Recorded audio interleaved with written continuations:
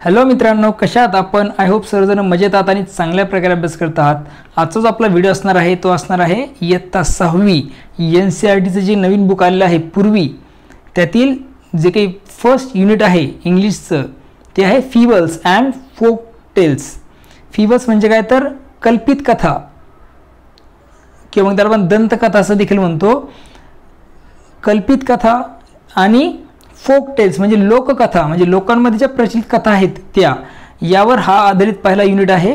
त्यातील पहिला जो चॅप्टर आहे तो म्हणजे कुठला आहे? A bottle of Dew. A bottle एक डीव म्हणजे काय तर जे काही हिवाळ्यामध्ये जे पानांवर जे काही ड्रॉप्स पडतात पाण्याचे, पानं जे असतात ना झाडांची, तर झाडांच्या पानांवर जे काही छोटे छोटे ड्रॉप्स पडतात पाण्याचे त्याला म्हणतात डीव।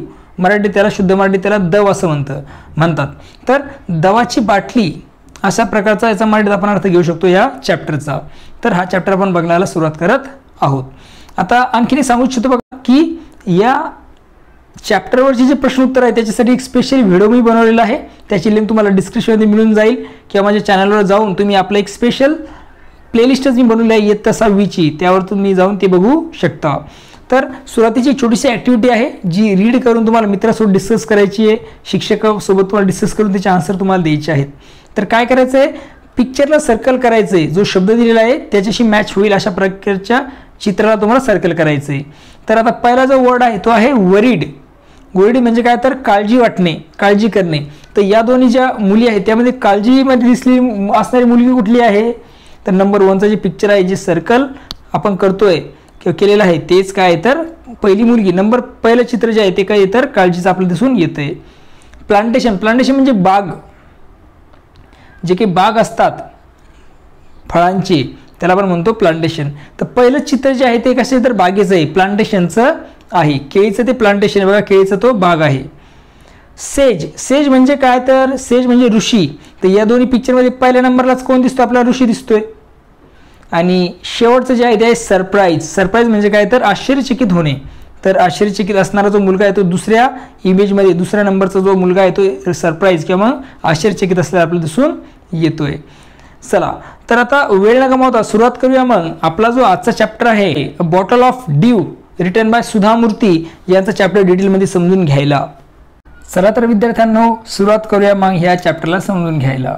काय दिलेले आहे सुरुवातीला बघा, Ramnath was the son of a rich landlord. Ramnath जो होता तो एका श्रीमंत, लँडलॉर्ड म्हणजे काय तर जमीनदार, तो एका श्रीमंत जमीनदाराचा मुलगा होता। His father left him large ट्रॅक्ट्स of land when he died. त्याच्या वडिलांनी त्यांच्या मृत्यूपूर्वी त्याच्यासाठी काय केलं होतं तर लार्ज ट्रॅक्ट्स ऑफ लँड म्हणजे खूप मोठीशी जमीन जी आहे त्याच्यासाठी त्यांनी ठेवली होती। म्हणजे त्याच्या वडिलाच्या मृत्यूपूर्वी त्याच्या वडिलांनी त्याच्यासाठी रामनाथसाठी काय तर खूप मोठीशी जमीन ठेवली होती किंवा जमीन सोडली होती। But Ramnath did not spend even one day looking after his land. परंतु रामनाथने त्याच्या जमिनीची काळजी घेण्यात एक दिवस सुद्धा घालवला नाही, म्हणजे कुठल्या प्रकारचा वेळ त्यांनी त्या जमिनीसाठी दिला नाही, म्हणजे त्यांनी थोडक्यात त्या जमिनीमध्ये कधीही काम केलं नाही।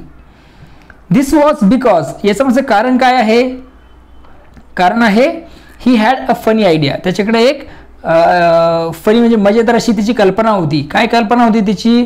की ही बिलीव्ड, त्याला असं वाटत होतं की there was a magic potion that कुड turn any object into gold. त्याची कल्पना होती की एक असं मॅजिक जादूचं असं काय आहे तर पोशन, पोशन म्हणजे काय तर औषध। इथे तिचा अर्थ पण दिलेला आहे बघा, a liquid with magical properties. जादुई लिक्विड जे आहे त्यालाच पोषण इथे म्हणलेलं आहे, म्हणजे आपण त्याला औषध असं म्हणूया।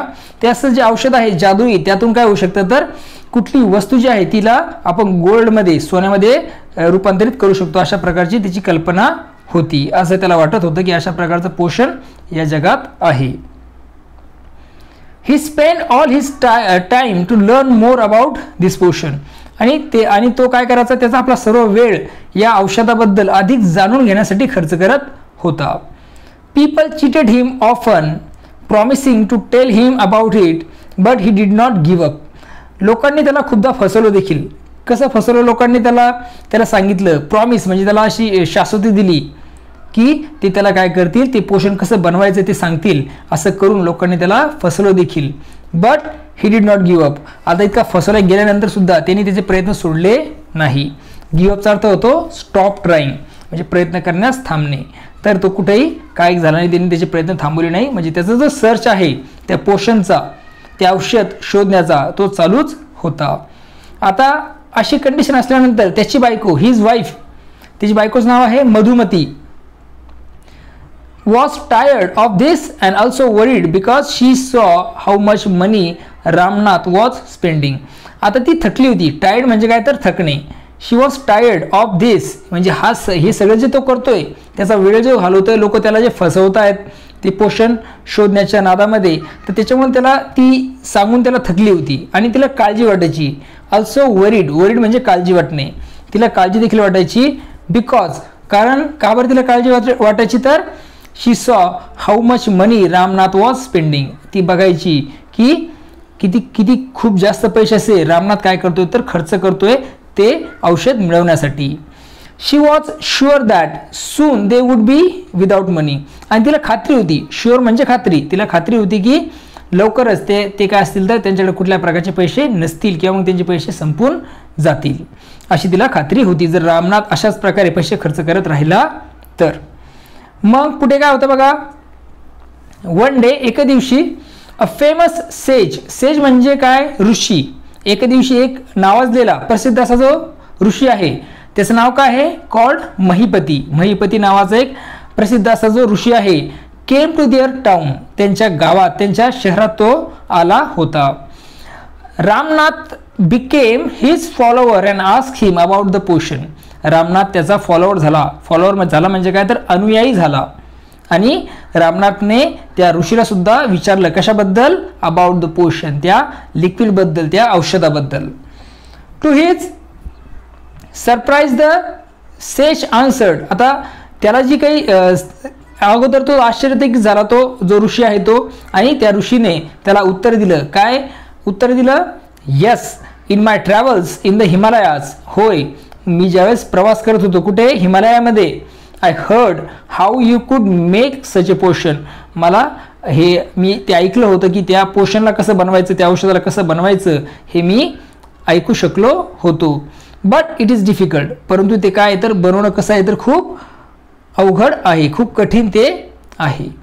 आता ज्यावेळेस ते ऋषी त्याला सांगतोय की हे औषध बनवणं खूप कठीण आहे, तरी देखील त्यावर रामनाथ काय म्हणतोय बघा, त्यांना टेल मी, रिक्वेस्टेड रामनाथ. रामनाथने त्यांना विनवणी केली की मला ते सांगा.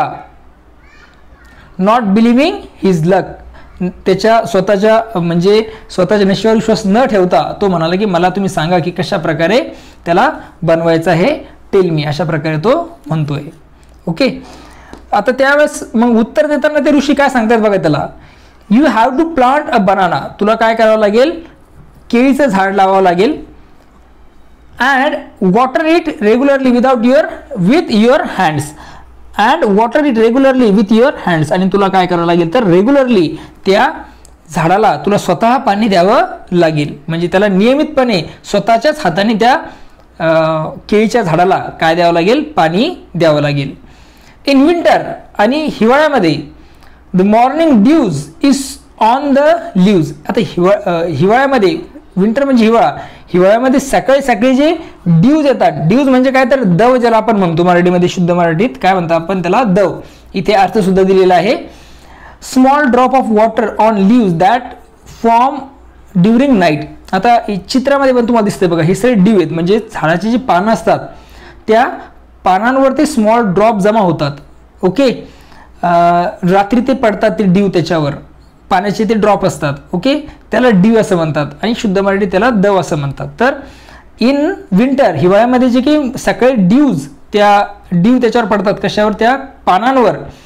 You have to collect the dew. तुला काय करावं लागेल तर ते ड्यू तुला कलेक्ट करावं लागतील, ते दव तुला कलेक्ट करावं लागतील. And store it in a bottle. आणि तुला ते एका बॉटलमध्ये काय करावं लागेल तर जमा करावे लागतील. Wien you have 5 litre of due. जेव्हा तुझ्याकडे 5 लिटर तेवढं दव जमा होईल, ब्रिंग इट टू मी. माझ्याकडे घेऊन ये. I will chant some magic word, मी काय करेल तर काही जादूचे शब्द उच्चारेन. Okay, which will turn it into the magic potion. आणि अशा प्रकारे ते जे काही दवाचं जे 5 लिटरचं जे पाणी आहे ते कन्वर्ट होऊन जाईल कशामध्ये तर मॅजिक पोशन मध्ये, जादुई औषधामध्ये त्याचं रूपांतरण होऊन जाईल असं तो सेज, असं तो ऋषी त्याला सांगतो. अ ड्रॉप ऑफ पोशन will change any object into gold. आणि एक ड्रॉप सुद्धा जो आहे त्या पोशनचा तो कुठल्याही वस्तूला काय करेल तर याच्यामध्ये चेंज करून टाकेल, सोन्यामध्ये. तो त्या एक थेंब सुद्धा त्याला सोन्यामध्ये काय करून टाकेल, बदलून टाकेल असं तो ऋषी त्याला सांगतो. आता चांट या शब्दाचा अर्थ सुद्धा ते दिलेला आहे. चांट म्हणजे टू रिपीट और सिंग अ वर्ड और फ्रेज, काय करणं तर रिपीटेडली एखादी मंत्र म्हणणे. चांट म्हणजे काय तर मंत्र म्हणणे. ओके, किंवा जादूचे शब्द असा त्याचा अर्थ होतोय. त्यानंतर पुढे बघा, आता ऋषीचं आणि त्याचं चित्र दिलेलं आहे रामनाथचं. ऋषीचं नाव मी पहिल्यांदा सांगितलं तुम्हाला, महिपती नाव आहे. तो ऐकतोय सर्व. आता लक्ष देऊन ऐकल्यानंतर, रामनाथ वॉज वरीड, रामनाथला आता काळजी वाटत होती. But winter is only for a few months, तो म्हणतो की विंटर म्हणजे हिवाळा जो असतो तो फक्त काही महिन्यांचा असतो. It will take me years to collect 5 litres of dew. आता एवढं 5 लिटर जर मला दव गोळा करायचे, ड्यू गोळा करायचे, तर याला मला खूप वर्ष लागतील. 5 लिटर ड्यू जमा करायला मला खूप वर्ष लागतील. तर त्यावेळेस ऋषी त्याला आन्सर देत आहेत, you can plant as many banana plants. तू काय करू शकतो तर तुला हवे तितके तू केळीचे रोपं लावू शकतोस, ॲज यू वॉन्ट, तुला जितके पाहिजे तितके. बट रिमेंबर, परंतु लक्षात ठेवायची एक गोष्ट काय, you must look after them your self, तुला स्वतःला त्या सर्वांची काळजी घ्यावी लागेल. अँड आणि collect the due with your on hands, आणि तुझ्या हातानेच तुला ते दव कलेक्ट करावे लागतील. अशा प्रकारे ऋषी त्याला हे सर्व मार्गदर्शन करतो. आता लेटेस्ट डिस्कसचे प्रश्न आहे त्यासाठी स्पेशल व्हिडिओ बनवलेला आहे, त्यामध्ये सर्व प्रश्नांची उत्तर मी दिलेली आहे, त्यावर जाऊन तुम्ही ते सर्व प्रश्नांची उत्तर घेऊ शकता. ओके, चला आता पार्ट 2 कडे वळूया. पुढे काय होतंय बघा, कंटिन्यू स्टोरी कंटिन्यू आहे. रामनाथ वेंट होम, रामनाथ घरी गेला. And after talking to his wife started cleaning his large fields which had been lying empty all these years. Empty म्हणजे काय तर रिकामी असणे. ओके, आता त्याच्या बायकोशी बोलून, after talking to his wife, त्याच्या बायकोशी बोलल्यानंतर started cleaning his large field, आणि त्यांनी ते काय केलं, इतकी मोठी जमीन त्याच्या वडिलांनी त्याच्यासाठी ठेवली आहे तिची साफसफाई करायला त्यांनी सुरुवात केली. ओके, आणि ती जमीन जी कित्येक वर्ष कशी होती तर रिकामी पडलेली होती, त्या जमिनीला त्यांनी साफसफाई त्या जमिनीची करायला त्यांनी सुरुवात केली. देअर, तिथे he planted rows of banana plants. Rows म्हणजे काय तर रांगा. त्यांनी काय केलं तर रांगाच्या रांगा त्या बनानाचे रोपं, बनाना म्हणजे काय तर केळीचे रोपं त्यांनी तिथे लावले. ही टेंडेड देम केअरफुली, आणि तो त्यांची खूप काळजी घेऊ लागला, काळजीपूर्वक तो काळजी घेऊ लागला. And during the winter month collect the due that form on them with great care. आणि विंटर महिन्यामध्ये, हिवाळ्यामध्ये जे काही दव त्या झाडांच्या पानावर पडतात त्यांना तो केअरफुली काय करायला लागला तर कलेक्ट करत होता, जमा करत होता. His wife help him to, तिची बायको सुद्धा त्याला मदत करत होती. Madhumati gathered the banana crop, took it to the market and got a good price for it. आता तिची मिसेस कशी मदत करायची तर ती काय करायची, ती जे काही केळीचं पीक आहे त्याला ती जमा करायची.